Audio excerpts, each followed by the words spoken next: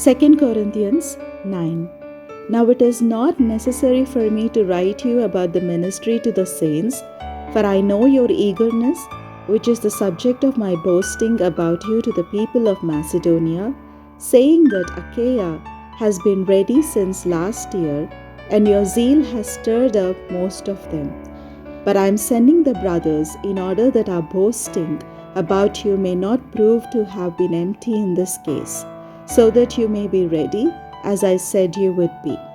Otherwise, if some Macedonians come with me and find that you are not ready, we would be humiliated to say nothing of you in this undertaking.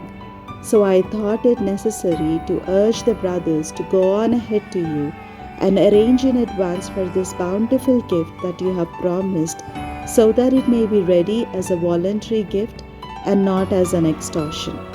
The point is this: the one who sows sparingly will also reap sparingly, and the one who sows bountifully will also reap bountifully. Each of you must give as you have made up your mind, not reluctantly or under compulsion, for God loves a cheerful giver.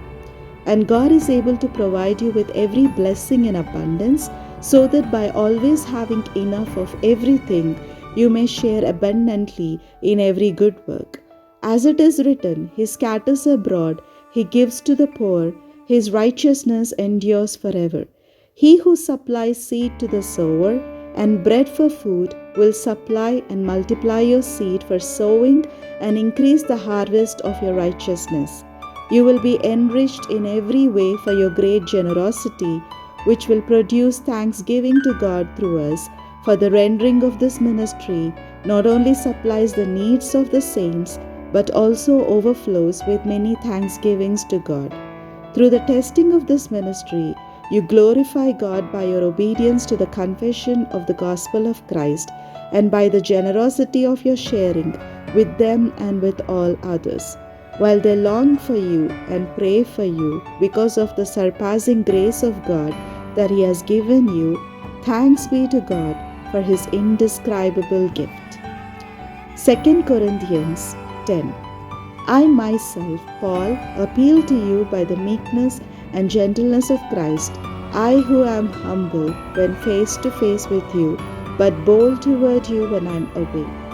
I ask that when I am present, I need not show boldness by daring to oppose those who think we are acting according to human standards. Indeed, we live as human beings, but we do not wage war according to human standards. For the weapons of our warfare are not merely human, but they have divine power to destroy strongholds. We destroy arguments and every proud obstacle raised up against the knowledge of God, and we take every thought captive to obey Christ. We are ready to punish every disobedience when your obedience is complete. Look at what is before your eyes. If you are confident that you belong to Christ, remind yourself of this, that just as you belong to Christ, so also do we. Now, even if I boast a little too much of our authority, which the Lord gave for building you up and not for tearing you down, I will not be ashamed of it. I do not want to seem as though I am trying to frighten you with my letters. For they say, his letters are weighty and strong, but his bodily presence is weak and his speech contemptible. Let such people understand that what we say by letter when absent, we will also do when present. We do not dare to classify or compare ourselves with some of those who commend themselves. But when they measure themselves by one another and compare themselves with one another, they do not show good sense.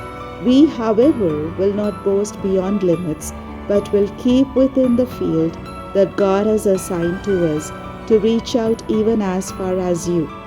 For we were not overstepping our limits when we reached you. We were the first to come all the way to you with the good news of Christ. We do not boast beyond limits, that is, in the labors of others, but our hope is that as your faith increases, our sphere of action among you may be greatly enlarged, so that we may proclaim the good news in lands beyond you, without boasting of work already done in someone else's sphere of action. Let the one who boasts boast in the Lord. For it is not those who commend themselves that are approved, but those whom the Lord commends.